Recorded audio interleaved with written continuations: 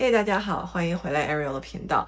长年以来，我投资的股票大部分都是美股大盘。我以前在公司上班的时候做 Program Manager，从早到晚工作10个小时，有时候还会更多，所以根本没有时间和精力去投资个股，也跟踪公司的财报啊、动向啊，还有国家新闻和决策，这些都会影响到股票的价钱。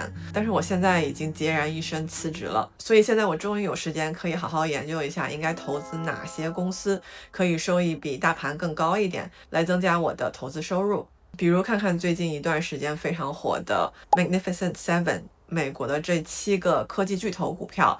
我最近找到一个非常 comprehensive 研究股票的工具，也是我现在用的平台，叫 Momo。我在 play around with the app 的时候发现了一个功能，叫做 Insights， 中文是机会，就是投资机会。这边就有分析目前股市的风云人物都在投哪些股票，还有这一年的收益怎么样，什么时候买进卖出这些。所以这期我就来分享一下我研究的这3个算是股市投资大佬都在投什么股票，还有他们的收益怎么样。最后还会看一下他们都投了哪些相同的公司。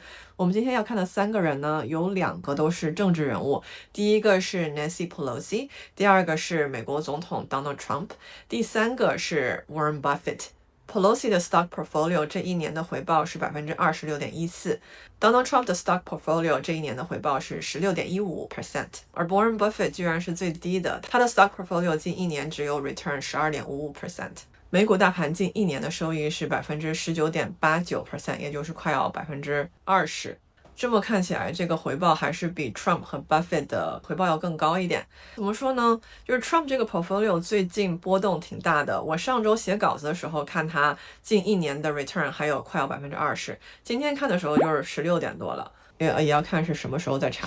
咱们按照近一年回报最多的到最少的来说一下这3个人的 stock portfolio。那我们先从 Nancy Pelosi， 可能有一些观众不认识她，所以我先简短的介绍一下。南希·佩洛西，她是一个美国政坛的资深人物，也是前众议院的议长。她的风格是以铁腕而闻名，俗称她是美国政坛的美股女王。她的家族净资产就已经达到了 2.76 亿美元。11年来，它的 portfolio 涨了 808%， 完胜标普500 by 257%。他的家族投资股票啊、期权这些表现都很亮眼。过去几年可以说是精准的买入了科技股，还有一些期权，他的 return 远超过 Warren Buffett， 让华尔街还是刮目相看的。其实 Nancy Pelosi 她不是本人在交易这些股票，她是由她的老公是 Paul Pelosi 算是代为交易吧，因为他们是一个家族嘛，夫妻。公众和媒体监督的其实是 Paul Pelosi 他的 portfolio。咱们先看看 Pelosi 家族的都投资了哪些股票，因为他的股票 portfolio 太多了，所以我只会说几个他投资占比比较大的股票。占比最大的是 Apple， 第2就是 Amazon， 第3是 Google， 然后第4是 Salesforce， 第5是 Microsoft， 第6是 Nvidia， 第7是 Netflix， 第8是 CrowdStrike， 第9是 Visa， 第10是 Palo Alto Networks。它的 portfolio 近3年的 return 是 132%， 近5年的 return 是 140%。 我们再来看一下最近 Pelosi 都做了什么操作。The most recent one is from October 22nd， 就是10月22号2025年，他卖了 Apple 的股票，卖了10万到25万美金的 worth。 再来就是6月20号的时候，他买了 AVGO， 它的中文名字叫博通，这个是一家全球领先的半导体和 chips 公司。我们用的手机啊、WiFi 啊，还有一些网络 server 都会用到他家的产品。今年1月的时候做了好几个期权。总体来看，分析他的 stock portfolio， 我发现他们喜欢押注高增长主题的公司，比如说 AI 还有能源。Pelosi 最大的仓位就是在 AI 生态，包括 Nvidia、Amazon、Google 云，还有 Microsoft Azure 云。相比巴菲特喜欢消费股， Pelosi 的选择它更前瞻一截，所以近期的回报率会高一些。2025年1月份的时候， Pelosi 做了好几个期权，他一口气买了5个期权股，这其中有包括 Tempus AI、Nvidia、Google、Vistra Energy 还有 Broadcom 都全线开花。这5个 option 里面，Nvidia 和 Google 大家都认识，我就不多说了。还有3个公司，第一个先说 Tempus AI， 它是一个医疗 AI 公司，它这个公司是一家用人工智能和大数据帮医生分析病人的资料的一个公司。他们的目标是为了让客人得到更精准、更有效的治疗。第二个大家可能不太熟的公司是 Vistra Energy， 这个公司是在美国做发电和供电的，他们原本靠的是天然气这种传统能源，现在他们投入更多太阳能、风电。这家公司是供电嘛，所以 Power AI Data Center， 美国也是全面在建 AI Data Center， 所以最缺的能源之一就是电。这5家公司 Pelosi 在1月份的时候买的是看涨的 option， 所以他都赚了。总的来说 Pelosi 家族的投资 portfolio 就是 AI 主导，但是他们也会 mix in 一些其他的 sector， 比如说医疗 AI 公司，还有 Vistra Energy 这种能源公司 diversify 一下。它的投资风格可以总结为进攻型，抓趋势和用杠杆。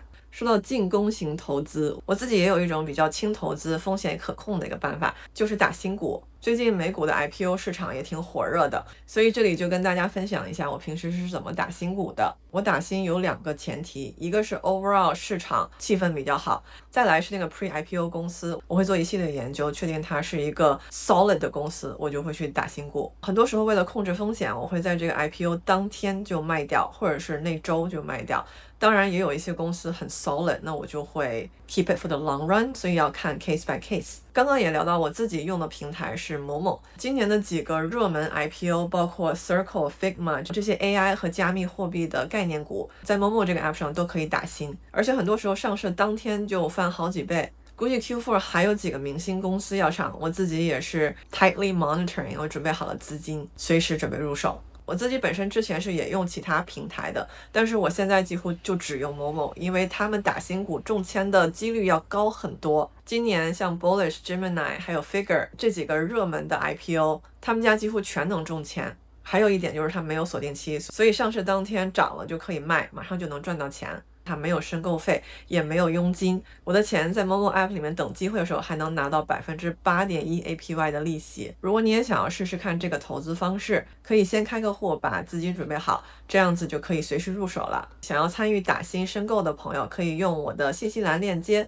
最近开户，某某就在送英伟达的股票，你放的钱越多，送的越多，从20块到价值1000块美金的英伟达股票都有。记得用我的链接开户，可以享受到专属的粉丝福利哦。接下来我们就要看第2个投资者，他也是政治家，就是 Donald Trump。还是照例从他投资最多的股票说到最少的。Trump 投资最多的 obviously Trump Media and Technology。第2个他 holding 最多的是 Apple， 然后再来就是 Amazon、Nvidia、Google Alphabet、Microsoft、Broadcom、Berkshire Hathaway 还有 Tesla。Trump 这1年的 portfolio return 是 16.15%， 如果拉长一点看3年，它的 return 是 124%， 5年的 return 是 115%。 老李常说一顿操作猛如虎，涨跌全靠特朗普。Trump 今年上任了以后做了几件大事儿，一个是推进了 Stargate AI 项目，这个项目是打算在未来的4年以内花5000亿美金，由几个大的 AI 公司组成，为了就是建立更多的 AI data center， 还有 enable supercomputing， 来推进美国在 AI 领域世界上的地位。还有 Trump 他刚上台的时候就已经缓了 TikTok ban， 所以这个就给 Microsoft 还有 Oracle 这些科技公司留有更多的余地。Another interesting thing was 之前 Tim Cook 也 visit 了白宫，跟总统有了各种 interaction 和合照， basically 像是得到一种美国总统的支持和 endorsement as long as Apple愿意把他的制造业带回美国。通过我们看了 Pelosi 和 Trump 的 holding， 我们可以发现他们跟巴菲特的投资很不一样。巴菲特投资喜欢长持，还有 reinvest 那个 dividend， 但是 Pelosi 和 Trump 他们算是一个趋势猎手的 style， 主要抓 AI 还有云的风口，避开传统的 sector 还有地产 sector。Pelosi 和 Trump 他们有几个投资相同的股票，其中有 Apple、Amazon、Google、Microsoft 和 Nvidia， 又是 Magnificent Seven 里面的，这些股票就代表了全球 AI 生态的核心。最后咱们来聊聊 Warren Buffett 老爷爷，他的持股就很不一样。巴菲特的投资特点是他不追 AI， 也不碰加密货币，他的2000多亿美元的股票都投在了护城河的行业，科技和消费电子他投的是 Apple，它的持仓占比是22%。第二个 sector 是金融保险，它的持仓是35%。第三个 sector 是消费和必需品，占它的投资比例18%。第四个 sector 是能源和公共事业，持仓比例是12%。最后是运输和工业，占比它的 portfolio 是8%。Between the three people we look at today, Pelosi、Trump 和 Buffett， 他们投资唯一一个一样的公司就是 Apple。我目前拥有的 Apple 只有33 share， 其实我之前拥有的更多。最近这一年，尤其是年初的时候，因为 tariff 还有 Apple 的 AI 也跟不上，所以其实我本来是有点担心的。但是看到这3个投资大佬都投 Apple， 我觉得那我就 keep 我的 Apple， 可以甚至在它降的时候稍微再进仓一点。我就是想要分享一下其他这几个大佬的投资，看看有什么可以学习的地方。OK， 今天的视频差不多就聊完了，愿大家都少一点辛苦，多一点幸福。我们下期见，拜拜。